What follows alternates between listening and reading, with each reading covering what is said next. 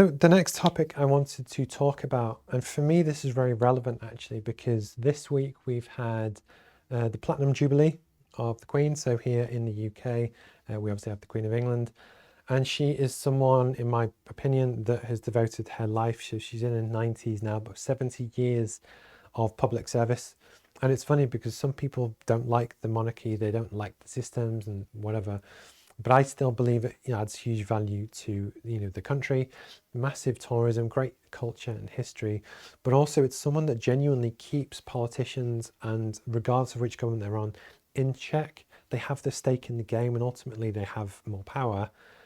But I think it's done in the right way. And what's really interesting about the Queen of England is that she has had 14 different prime ministers in her time, if that makes sense. That's everyone from Winston Churchill, all the way through to Boris Johnson, Labour, Conservative, and a lot of different views and viewpoints.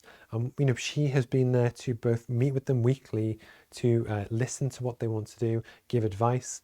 And actually, I think it's fascinating because the reason why I want to talk about it is that Prince Philip unfortunately died, was it last year? And at his funeral, the Queen sat alone because of COVID rules to kind of, that's what the country was going through on her most difficult of days. And the reason why I wanted to talk about this, because just last week, there was also a vote of confidence in Boris Johnson, who is our current Prime Minister, that actually, do we think he's fit for the job? Because at the very same time, they were having parties in Downing Street, and his own government wasn't sticking by the rules that they were setting, that even the Queen was going to follow. So basically, there was a vote of confidence in Boris, which he did pass with 58%. But that still means that a huge proportion of his own government, his own Conservative government, don't have faith and don't like his style of leadership and what he's done and the way that he's acted. That, combined with the opposition, who obviously want him out and they want a general election, I thought it was a really interesting thing to talk about in terms of business strategy, because in terms of leadership, there's lots of different things that you could do to really kind of handle this and what you do. It's really interesting, if you are the leader and almost people might have lost faith in you, for one, it's really important to almost acknowledge that. I know a lot of people who in the past they seemingly don't care about what their staff think or what their team think. They think they're invincible. And what that does, it doesn't build trust with the team, and at some point they're going to leave or not like it or whatever. And being a leader that doesn't care about public opinion or the opinion of their team or their stakeholders is not going to help you in the long run. In South Africa, with apartheid, with Nelson Mandela, one of the things that they did there was actually have an open forum, because when you have opposing views, that some people feel this and some people feel that, rather than just try and shut each other down, which you often see in politics nowadays, especially in America, where you have the left and the right and they seemingly hate each other. It's almost a polarization. Actually genuinely listening to the other side's view, or in business, listening to the view of your team, that if something had happened where actually there was maybe a bad decision, there was a big impact on the business, maybe there's redundancies, whatever that course of change is, both openly, explaining it to the team, but saying, look, this is where we're at. How, together can we help solve it? Have you got any ideas to help solve it? And then genuinely looking for feedback. Even if the end result is the same, there's a lot of stuff you can do to really, engage the team and get them on board with you and the plan and what you want to do. With Boris, it's a little bit different, because inherently in politics, everyone is always vying for the top job. So it is a little bit different to business.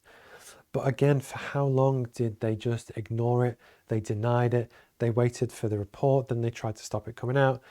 Then they didn't just say, look, guys, we made a mistake. A few of them did get together for my birthday. It shouldn't have happened. And they could have just killed it dead. But it's that humility and honesty to just admit fault is super important. But actually, yeah, when you have, a leader of a country, demonstrate in your actions how and why people should trust you, like you, follow you. Don't just tell them what to do. In a business context, that could be, and I know a lot of business owners are often the first people in and last ones to leave, because they do care the most. They genuinely love what they do and they want to do the best they can. And that's great. If you were to slope off at 3 p.m. and you make all your staff work till 6, that's going to grate on them. And it's a lot of kind of leadership and management lessons that you can learn and really implement in your own business or your own career. That I spoke to someone on Wednesday, really fantastic chap, and he's using the roadmap to really, he knows his personal ambitions and where he wants to get to. And one of the things we talked about both in terms of personal branding is how, yes, in your appearance, behavior, the way you communicate, and also all of your kind of digital presence, there's a lot of stuff that you can do, but actually through doing the right thing, people will recognize that, they will acknowledge that, they will see that, and they will see you as being a future leader in their business or in the industry that I promise you will pay off long term. But the point is, you often get people that kind of, they don't act as honestly as maybe they should, but they will get found out. They will, people will leave their business, and it's a road to nowhere. It's not something that will kind of pay off long term. And I just thought it was really interesting to see how both for, the Queen and the UK monarchy, about how she's absolutely led from the front. And, for 70 years, the challenge that she would have, dealt with is huge. And it's just contrasting with Boris in the same week with the vote of no confidence, where almost his own government, the people in his own party, half of them don't trust him. And that's a really difficult thing to talk about. So I wanted to kind of just discuss it on the stream. I'd love to know if you've ever thought about this, if you had any really good leaders or bad leaders, stuff that you've been through, or even your own viewpoint on politics at the moment and what can people do. So I don't want you to go into the detail about what you hate about different people, but what do you wish people did differently or whatever? Because actually it's so difficult at the moment that, take America with gun law, you had another shooting this week. And it's horrendous, but yet you will have different people still won't vote to outlaw, automatic weapons and guns that kill thousands of people. And it's that conversation that needs to be had, because actually it will take strong leadership to really kind of see this through. And I watched the video this morning on Forbes, and actually it was to do with it was based on America, and it was about Joe Biden, but it was to do with fuel prices.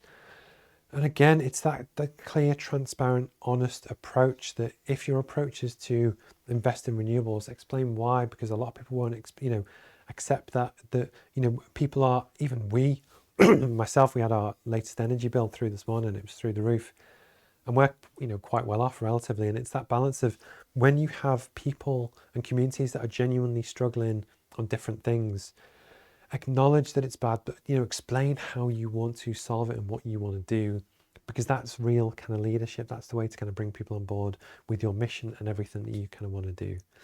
If you catch us on YouTube, please kind of like and subscribe. If you've got any questions or any topics that you want me to cover, please get in touch and I'll always reply if I can.